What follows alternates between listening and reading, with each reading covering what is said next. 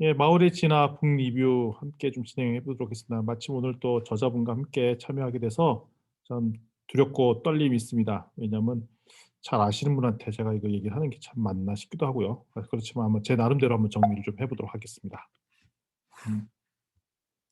예, 그 간다 세이지 이분이 한 책 3권 정도 냈더라고요. 이 마을 시리즈를 냈는데 아마 다른 책들은 번역이 되지 않아 있는데 이 책들도 한번 다 같이 한 좀 보면 좋겠다 싶은 생각들이 듭니다.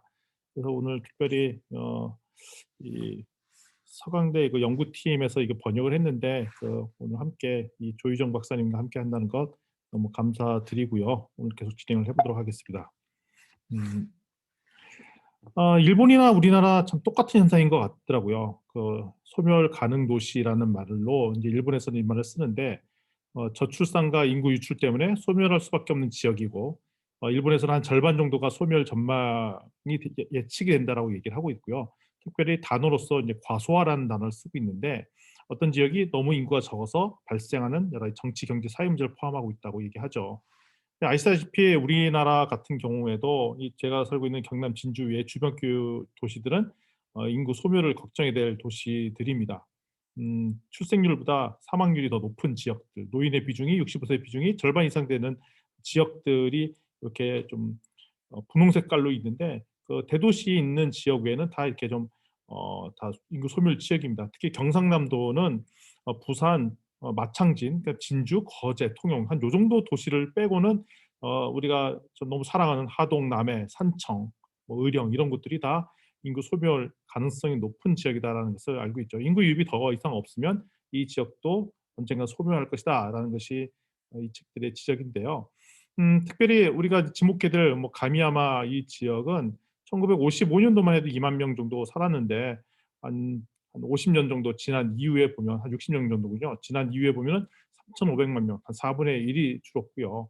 그런데 여기서 새로운 그런 분위기의 조짐들이 생겨나서 2008년도 이후에 청년 유입이 한 160명 이상이 됐고 더 특이한 거는 이 촌마을에 5천 명 정도 사는 이 촌마을에 IT 벤처 기업이 진입하고 푸드 허브 프로젝트, 마을 만들기, 또 지역 인재 개발 육성 프로젝트 이런 것들이 생겨나고 있는 아주 독특한 마을 이야기를 담고 있습니다. 그래서 이 사례를 충분히 저희가 이해하는 것만 해도 저희가 꿈과 희망을 주는 것 같아요. 오늘 그 이야기를 함께 나눠보려고 하고 있고요. 자, 이게 첫 번째 이 저자가 이 연구진이 가미야마 마을에 찾아가서 던졌던 질문이 이거입니다. "당신이 왜 가미야마 마을에 왔습니까?" 외진들한테 물어본 거죠.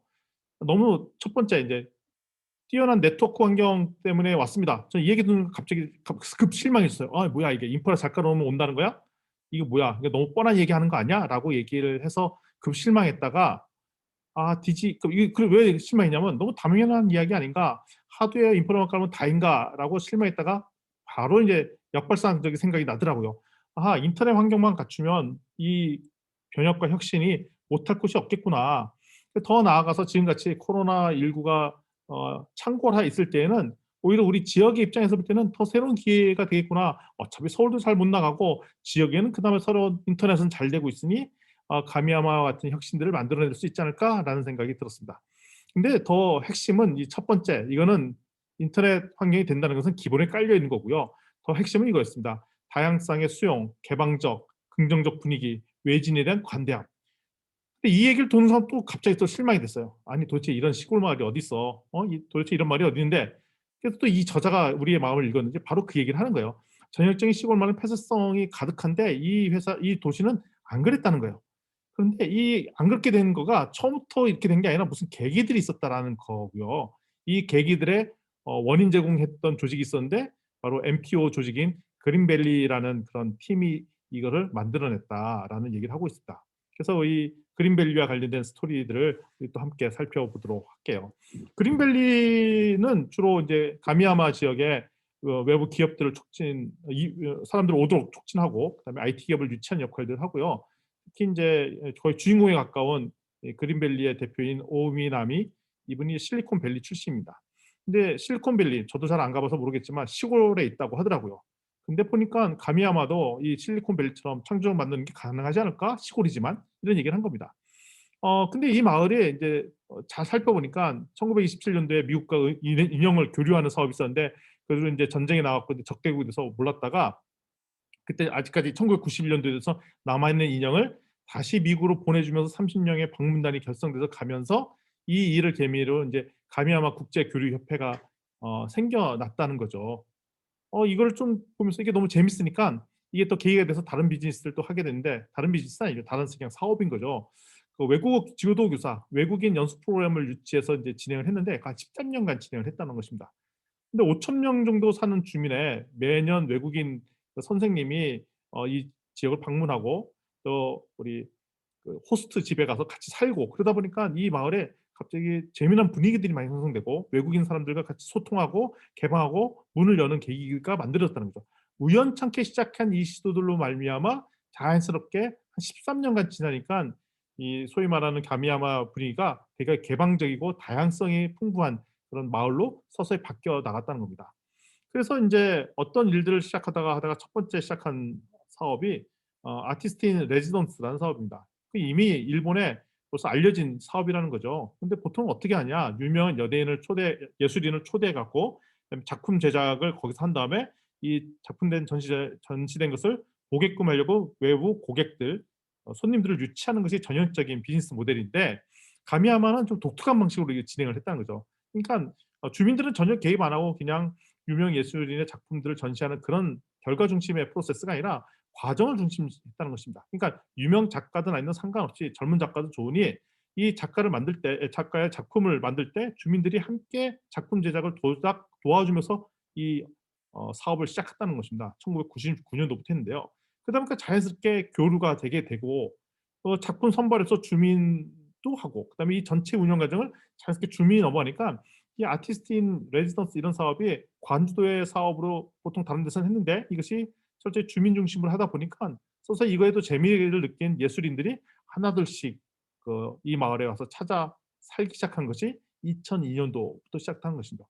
출발점은 간단하게 인형을 교류하는 가미야마 국제교류협회의 일부터 시작해서 그것이 점점 발전하더니 이제는 아티스트 레지던스 이 사업을 하게 됐는데, 이 중심축에 그린밸리라는 조직이 있었다는 것입니다. 오미나미가 이 마을을 세웠고요. 자, 그러면 그린밸리는 그러면 인제 외부 사람들을 이주민들을 받아들이려고 했는데 보통은 어떻게 했냐면 어 농촌에 일자리가 뭐 이제 청년 일꾼들이 부족하니까 농업을 짓는 청년들을 유치하는 것에 보통은 초점을 맞췄습니다. 그런데 보면은 사실 마을이라는 것이 잘 되려면 농사 짓는 사람만 필요한 것들이 아니라 뭐 술집도 필요하고 카페도 필요하고 다양한 문화예술 다 필요한데 보통 농촌으로 이주하는 사람들이 농사 짓는 사람들만 유치한다는 것이죠. 근데 그게 한계가 있다는 것입니다. 그래서 여기서 어떤 방식의 이주민을 유치했냐면 어차피 시골에는 그 일자리가 없기 때문에 일거리를 가지고 있는 사람을 역으로 유치를 한 거죠. 시골에는 일자리가 없습니다. 따라서 일을 가지고 있는 사람이 오시면 그분들이 잘 정착해서 도와주겠습니다."라는 오히려 일거리를 가지고 있는 사람을 유치하는 방식으로 이 전략을 바꿔서 진행을 했습니다. 그래서 이제 워크 인 레지던스인데요. 과수화 지역의 인구 감소는 어쩔 수 없다. 이거 피할 수 있는 방법이 아니다. 근데 받아들이는데 창조적으로 바꾸자는 겁니다. 그러니까 농촌이라고 농업 관련 사람만 부르는 것이 아니라 농업 외에 다양한 업무를 가진 사람을 유입해 갖고 이것이 오히려 마을이 균형감 있는 지속 가능한 지역이 되도록 바꿔 나간 작업들을 한 거죠. 그러니까 문화, 예술, 다양한 교육 이런 관련된 사람들도 계속 불러들인 겁니다. 그 사람들이 일을 만들어 낼 수 있도록. 그래서 지금 보면은 가미야마 인 가미야마라는 홈페이지가 이렇게 있는데요. 여기 자세히 내용들을 보면 요 하단에 어 여러 가지 아트 전시회를 한다라는 것도 지금 볼 수가 있는 내용이었습니다. 네, 그러면서 인제 본격적으로 기업 유치를 시작하게 됐는데요. 첫 번째로 유치한 회사가 인제 산산이라는 회사입니다. IT 벤처 회사인데요. 우리나라의 리멤버와 비슷한 회사더라고요. 클라우드 환경으로 명함을 관리하는 회사인데, 근데 도쿄에 있는 본사가 여기 있는데 시부야 아주 중심부에 있죠. 근데 여기서 우리 가미야마까지는 500 킬로 꽤 멀리 떨어진 데인데 여기에 유치를 한 겁니다. 직원이 한 300 명, 그 규모가 꽤 큰 중견 기업인 거죠. 2010 년대에 유치를 했는데요. 가미야마 위성 도시뿐만 아니라 그 뒤로 보면 한 16개 기업들을 유치했더라고요. 근데 왜 이런 기업들을 유치하게 된 계기들이 뭐냐면 미국에 있는 실리콘밸리는 시골에 있다는 것이죠. 근데 가미야의 그린베이도 시골에 있다. 그러니까 오히려 자유로운 창의적인 발상과 좀 편한 여유 있는 마음으로 일을 하고 싶은 사람들은 지금 텔레워킹, 스마트 워킹이 보편화된 현재로서는 '아 이거는 뭐 가미야마에서도 일을 하는 것이 뭐 가능한 거 아니냐.' 그렇게 따져 보니까 우리가 지금 다음이라는 회사는 본사가 제주도에 있잖아요. 그래서 맨 처음에 다음이 제주도에 그 오픈을 했을 때 사람들이 낮에는 뭐 일하다가 좀 있다가 뭐 바베큐 파티도 하고 놀고 쉬고 뭐 이런다고 하고, 그다음에 최근에 들어서 제주도에서 한 달 살기 또 1년 살기 프로젝트 하면서 주로 디자인 관련 있는 사람들, IT 관련 사람들이 텔레워크 방식으로 스마트 워킹 방식으로 아니 디지털 노마드 방식으로 일을 시골에서 하거나 제주도에 하듯이 그런 패턴이 가능하다고 얘기를 했던 것입니다. 그래서 이런 것을 홍보 삼아, 근데 우리가 시골에서 일을 한다는 건 쉽지 않잖아요. 왜냐면 집을 구하는 것도 어렵고 그다음에 주변 사람들이 좀 배타적이고, 그런데 가미야마는 이런 사람들을 받아들일 수 있는 개방적인 분위기가 만들어졌다는 것이죠. 그래서 이 사람들이 일을 잘할 수 있도록 오피스는 가미야마라는 시스템을 유지했습니다. 그래서 이 사람들 특별히 바라지도 않고 그냥 도쿄에서 일하듯이 "여기서 일해 주세요."라고 요구 사항을 했다는 것이죠. 그래서 이 사람들이 가미야마 랩이라는 시스템도 운영했는데, 일시 잠시 체류할 수 있는 오피스, 상주형 오피스 이것까지 같이 임의하면서 위크 가미야마, 이거 참 되게 재미있는 거예요. 새로운 방식의 업무를 체험하기 위해서 일 주일 정도 와서 한번 경험해 보라는 거죠. "일 주일 동안 여기서 업무를 보세요."라는 것들. 그래서 경험해 봤더니 "괜찮다." 그러면 아예 이주하든지 체류형 서비스를 받아보든지, 소위 말하는 도시에 지치는 꿈에 지쳐 있는 사람들한테 이게 되게 매력적인 포인트가 됐던 것 같아요. 그래서 이를 기반으로 주민 출자회소도 만들고 다양한 창업 프로그램도 만들고, 또 우리 도시에 나 있는 팹랩이라고 있죠. 3D 프린팅 이용해서 자유롭게 새로운 아이디어를 시제품들 만드는 이런 소위 말하는 그런 연구소까지도 운영하게 됩니다. 그래서 이 오미야마 그 대표가 뭐 이런 얘기를 합니다. "우리는 휴머노믹스다. 우리 기업 유치가 목적이 아니고 사람 유치입니다. 이걸 기반으로 새로운 물결이 일어날지 모르겠네요."라는 얘기를 우리에게 들려주고 있습니다. 근데 이주민들이 왜 가미야마를 선택하는가 봤더니 바로 지역 재생의 롤 모델이라는 거죠. 왜냐하면 우리가 시골로 사람들 오라고 하면 보통은 그냥 귀농귀촌하는 사람만 오는데, 그것이 아니라 IT 기업의 위성 사무실들이 온다는 거고요. 그리고 생각 외로 인제 이주민들이 많이 왔다는 거가 가미야마가 소위 말해 초점을 받는 이유고요. 이들은 지향점이 있었습니다. 근데 어떻게 사람들을 유치했느냐? 일감을 가진 사람, 특별히 청년 이주를 우선해서 사람들을 모셨고요. 또 아까도 말씀드렸듯이 마을에는 일이 없기 때문에 창업이 가능한 사람들이 왔으면 좋겠다라는 역발상식 제안을 했고, 근데 이 사람한테 좀 사람의 초점만 써서 편한 분위기를 조성해 줬다는 겁니다. 친절을 순화한다라는 모토를 가지고 사람이 모이면 우리가 친절함으로 대하면 사람이 모이게 되고, 다양한 사람이 모이게 되면 거기에 새로운 가능성을 가진 사람이 모여서 새로운 시도들이 일어나고, 이걸 보고 또 사람들이 오게 된다라는 소위 말하는 선순환 구조를 지향을 했습니다. 그러니까 또 재미난 또 시도를 했더라고요.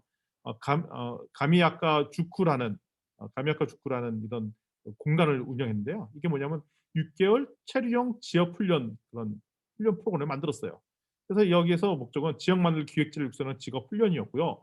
한 30%는 교실에서 운영되지만 70%는 OJT 방식, 그러니까 현장에서 실습하는 거죠. 다랭이 논에서 재생, 그다음에 숲 정비하는 것, 옙집 보수하는 것, 사람 모아서 이벤트 막 기억하는 것, 뭐 이런 것들을 하면서 현장 중심의 창업 교육까지도, 아니면 언더잡 트레이닝 같은 프로그램까지도 운행했다라고 말씀드리겠습니다. 여기에 중심에는 민간, 그다음에 중간 기업의 협업 시스템이 갖고 있었습니다. 대부분의 그 지역에서는 관 주도입니다. 관에서 예산을 받아 갖고 민간에 뿌리죠. 그럼 민간은 그 예산에 맞춰서 액션을 하고, 그다음에 주민들이 모여서 위로 올리면 관에서 무시하고, 이게 보편적인 건데, 이 가미야마 같은 경우에는 민간, 그다음에 중간 지역의 협업 체계가 잘 만들어져 있었습니다. 그래서 민간 이 과정들 살펴보면 상당수 많이 프로세스를 되게 중시한 장면들을 보일 수가 있어요. 이게 무슨 얘기냐? 모든 의사결정을 내릴 때 탑에서 결정해서 밑으로 내리는 것도 아니고, 일부 의사결정권을 가진 사람이 모든 결정을 내려보는 것이 아니라 철저히 협의하고 입안하고 조정하는, 우리 액션 러닝 코치들은 잘 알죠. 계속 토론하고 그다음에 합의하고, 그 합의한 내용도 실행하도록 하는, 이거를 철저히 따라서 진행을 했더라고요. 그리고 이때 우리가 팀 빌딩 할 때 철저히 다양한 사람들이 참여할 수 있도록 하고, 될 수 있으면 청년이 중심에서 의견을 내도록 하고, 나이 드신 분들이 미래를 책임지는 것이 아니라 청년들이 이 지역을 책임지듯이 청년들의 의견을 반영하자. 그리고 자유로운 소통을 기반으로 한 워크숍을 했다. 거기에 디자인 싱킹, 액션 러닝은 말은 나오지 않지만 거의 한 내용들을 보니까 그 팀 과제 선정하고 목표 문제를 해결하고 진행하는 패턴이 거의 액션 러닝, 디자인 싱킹 방식이더라고요. 그래서 제가 그림을 보다가 포스트잇이 많이 있는 것 같더니 포스트잇은 별로 보이지 않는데 거의 패턴은 이와 비슷하게 했더라라는 것을 알 수 있었습니다.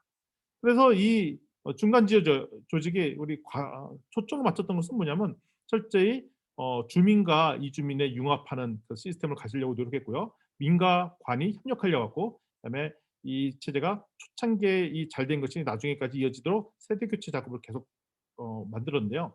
놀라운 일을 또 여기서 합니다. 여기에 이 가능성을 본 그 행정기관에서 가미야마 연대공사라는 그런 기업을 만듭니다. 행정기관에서 할 수 없는 유연한 발상과 방법으로 필요한 시책들을 신속하게 실행하려는 민간 조직을 만드는데요. 이를 위해서 1,000만 엔을 출자를 하죠. 1억 원 정도를 출자를 해 갖고 이 기업을 만듭니다. 그래서 이 기업은 물론 관은 좀 혁신적이거나 좀 융통성이 있는 일을 하기 되게 힘든데 그걸 아는 관에서도 이 소위 말하는 기업을 하나 만들어 갖고 이 기업이 그런 일들을 하도록 이 작업들을 진행하였습니다. 그러다 보니까 인제 '농업의 미래가 무엇인가.'를 생각해 볼 수 있는 텀이 있는 것 같아요. 그래서 여기 보면 재미나게 도가니라는 시스템을 만들었는데 이 도가니는 뭐냐면 그 시스템은 주민과 이주민을 섞어서 진행하는 이런 것들을 하고 있고 이 섞어서 할 때 예 기존에 인제 진주 지역도 마찬가지지만 이 농산물이 지금 대량 생산, 대량 유통, 소비 체제로 가 있습니다. 그래서 소량 다품종으로 생산을 하면은 이게 소위 말하는 마진을 맞출 수가 없어요. 왜냐하면 단가가 떨어지기 때문에. 그래서 이 지역에서 어떻게 하냐면 소량 생산과 소량 소비를 이어주는 허브 그러니까 작은 것들을 많이 뭉치면 커진 게 되잖아요. 이 또 작은 것들을 커진 것들을 또 소비자 그러니까 우리가 직거래 방식 그러니까 로컬 푸드 방식 우리가 흔히 하는 그런 패턴으로 작은 것과 작은 것을 연결하는 소량 생산 를 허브로 묶어 놓고 축적을 해서 팀이 돼서 또 소량 소비까지 이어질 수 있는 그런 허브 같은 역할들을 했는데 이것을 인제 푸드 허브 프로젝트라고 했고요.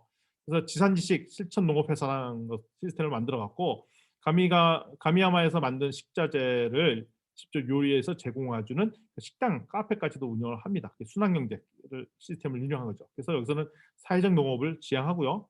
이 자체적으로는 식당과 빵집, 식품점, 가공품 개발, 먹거리 교육 이런 것까지도 함께 운영을 하게 됩니다. 따라서 결국 대량 생산, 대량 유통, 대량 소비하는 차별적인 그 먹거리 시스템 공급 체제를 만들었고요. 이거를 지역 생산자와 연결해서 소비자 중개하는 체제를 푸드허브 프로젝트에서 가지게 됐습니다. 그래서 이런 식당을 우리는 가미야 식당이라고 가마야라는 식당 이름으로 우리가 운영을 했습니다. 결국 이들이 지향했던 것은 마을을 만들었습니다. 마을을 만든 작업을 했는데요. 주택이 많이 부족하잖아요. 왜냐하면 이주민이 원래도 주택이 부족하죠. 그래서 귀농귀촌하더라도 첫 번째 많이 하는 것이 집을 짓다가 하우스 투어, 귀농귀촌하다가 하우스 투어 해갖고 망하시는 분들이 많은데 이 집을 잘 지을 수 있도록 살 수 있도록 도와줬습니다. 아쿠이강 커먼이라는 제도를 만들었어요. 그래서 주민과 이주민이 모일 수 있는 공용 공간에서 사람들이 소위 말하면 플랫폼 역할로 만나서 대화 나누고 할 수 있는 시스템을 만들었고요. 네, 주택 사업을 했습니다. 주택 사업을 할 때 목조 건축이 대부분인데 그 지역에 원래 임업이 강했었는데 이게 건축이 시들해지니까 임업이 몰락했는데 이 지역의 목재를 이용해서 건축을 할 수 있는 체제를 갖췄어요. 그래서 지역의 목재를 반드시 사용하도록 유도를 했더라는 거죠. 그랬더니 다시 임업, 몰락한 임업이 살아나고 제재소도 살아나고 목수가 집을 짓는 이 소위 말하는 선순환 구조가 살아나니 자연스럽게 일자리가 또한 만들어졌습니다. 진주에는 원래 실크 산업이 되게 유명했었습니다. 제가 재직하고 있는 경남 가기대에 아주 옛날에는 그 잠사학과가 있었다고 하더라고요. 그러니까 누에고치를 키우는 거죠. 근데 누에고치가 이제 국내에서 더 이상 생산 안 하고 중국에서 수입을 합니다. 보니까 원래 실크 산업으로 유명했던 진주에서 양잠은 중국으로 넘겨주고 디자인은 디자인 가격이 떨어지니까 서울에 넘기고 생산만 진주에 하다 보니까 이 산업계 전체 프로세스가 진주에 없는 거예요. 그래서 생산만 진주에서 하다 보니까 이제 몰락을 자꾸 한다는 것이죠. 이 모델대로 하면 힘들어도 누에고치 진주에서 키우고 디자이너도 진주에서 확보를 하고 그리고 진주만의 색깔을 만드는 실크 산업을 했었어야 되는데 우리는 기승전 생산만 잘하자라고 했던 것들이 문제가 있었던 건 아닌가라고 생각이 들더라고요. 근데 이 사람들이 할 때 집을 때 절대로 빨리 짓지 않고 천천히 3-4년에 걸쳐서 조금씩 건축하는 것을 지향했습니다. 왜냐하면 사람들이 대거 한꺼번에 많이 이주를 해도 하나의 커뮤니티를 만들기가 힘든데 조금씩 이주를 해야 함께 융합해서 소위 말하는 문화가 빌드업이 되기 때문에 이 커뮤니티 만드는 데 초점을 맞췄다라는 것을 저희가 볼 수 있습니다. 그래서 민가를 보수해서 외지인이 들어오도록 특별히 3개월에서 1년 반 정도 살아보는 주택을 만들어 보는 그런 보수 정비 사업을 했고요. 지역 내 목재를 사용하도록 철저히 좀 규제를 했고, 그다음에 이것을 이제 도토리 프로젝트라고 해서 지역의 주민과 고교생들이 합심해 갖고 이 목재에 쓸 묘목, 씨앗을 가져와서 묘목을 키우는 이런 작까지, 그러니까 전체 마을이 하나의 임업을 살리기 위한 프로젝트를 함께 해 나갔던 것이 되게 인상 깊었습니다. 그러니까 교육도 우리가 다뤄야 되죠. 그래서 저희 막내도 농업계 고등학교를 다니고 있지만 그 농업계 고등학교 애들이 농업에 관심 있는 애들이 생각보다 많지 않은가 보다. 그래서 이 농업계 학생들이 더욱더 농업에 관심 있게 하려고 가미야마 창조학, 그 지역과 연대해서 새로운 일을 벌리는 것들을 계속 기획을 했고요. 지금 창조학이 지금 보니까 뭐 기업가 정신과 같은 것더라고요. 그래서 액션 러닝 방식에서 기업의 문제를 함께 풀고 뭐 리빙넷과 같은 그런 프로젝트라도 되게 유사합니다. 그다음에 손에 손잡고 프로젝트, 손잡 프로젝트. 그다음에 이 학생들이 지역에 있는 노인들을 돕는 프로젝트를 하면서 지역에 관심을 더 끌게끔 한다든지, 그다음에 외국 학생과 교류하는 국제교류 프로젝트 이런 것들을 하면서 지역의 인재들을 육성하게 되었습니다. 그래서 제가 제일 좋아하는 말이 여기 나오죠. 지역에서 가장 중요한 자원은 바로 사람이다. 바로 사람이 없으면 아무것도 만들어지지 않는다. 사람이 제일 중요하고 사람이 어떻게 연대하느냐에 따라 일거리가 창조된다라는 말 되게 의미가 있는 것 같습니다. 자, 그래서 결론을 한 두 장에 걸쳐서 말씀드리는데요. 가미야마 프로젝트가 잘 되는 원인이 뭔가 봤더니 과정을 중시했다는 것이죠. 과정을 주제니까 참여자가 주체의식이 가지게 되고 자신의 일로 생각하게 됐다는 겁니다. 자신의 일로 생각하니까 창의적 프로젝트가 가능했다는 얘기고요. 그리고 연결을 되게 중요시 여겼습니다. 면사무소 사람과 주민, 민과 관, 학교와 지역, 주민과 이주민, 또 현재와 미래. 결국 마을 만들기 사업은 연결 짓는 일이다. 내가 되게 마음에 드는 멘트인 것 같아요. 그다음에 관에서 투자해서 기업을 만들었잖아요. 가미야마 연대공사. 이런 의사결정 내리기 쉽지 않거든요. 그래서 면사무소와 주민이 연대할 수 있는 연결고리를 만들었고, 이렇게 할 수 있도록 관이 혁신적인 방향으로 이끌어진 것도 중요한 포인트입니다. 그래서 결론적으로 가미야마 프로젝트가 잘 되는 것은 진정한 의미의 협력 체계, 협동이 있었기 때문에 그렇더라. 가설이 있습니다. 우리가 이제 연구를 하다 보면 가설이 있는데 가설을 뒤집는 쾌감들이 있어요. 그러니까 보통 우리가 이런 마을 만들기가 되려면 이런 가설도 세우잖아요. 엠피어 대표가 강력한 리더십이 있었기 때문에 지금의 가미야마가 있을 것이다 라고 했는데 그 가설이 틀렸다는 겁니다. 보니까 어 카미야마의 그 엠피오 대표가 강력한 리더십이 이끌어가는 것이 아니라 오히려 외지인들로 자유롭게 의견을 말할 수 있고 그걸 받아들일 수 있는 유연성과 다양성이 있었기 때문에 가능했다는 것이죠. 되게 인상적인 말이고요. 그다음에 이거 하려면 치밀하게 플랜 짜고 계획을 짜서 이게 가능한 것이다. 근데 여기 재미나게 어떤 표현을 하냐면 우리 우연히 하다 보니까 마침 결과적으로 운이 좋아서 타이밍으로 이게 잘 됐다. 그러니까 그러니까 뭐 어쩌다 보니까 뭐 우연찮게 일이 됐다라고 표현인데, 이게 뭐냐면 오히려 계획을 한 게 아니라 집요하게 다양한 시도들을 하다 보니까 그게 연결고리가 맞춰서 새로운 시도를 잃게 되고 거기에 몰입하니까 새로운 기회가 생겨나는, 예상치 못한 기회가 생겨나는, 그러니까 계산이 안 되는 거죠. 그래서 우연히 필연으로 바뀌는 그 놀라운 경험들을 했고요. 그러면 이게 보통 마을 만들기 하는 주도했던 세력들이 물러가면 이제 몰락하는 경우가 많이 있는데, 여기서 계속했던 것들 중에 하나가 세대 교체를 추진하려고 막 노력했습니다. 그래서 원래 이거를 추진했던 그런 사람들이 다 60대, 70대 이렇게 됐는데, 이것이 지금은 계속 젊은이들이 이 의사결정권에 들어오려고 노력을 했다 보니까 결국 다음 세대로 주도권을 넘기는 데 성공했다. 야, 이것까지만 얘기 들으면 너무도 너무 좋은 모델로서 이게 예시가 되어 있는 것 같아요. 그래서 아마 이 책을 저도 계속 다른 사람한테 보급하는 일들을 좀 해 보려고 합니다. 여기서 정리를 해 봐도 좋을 것 같습니다. 예, 수고하셨습니다.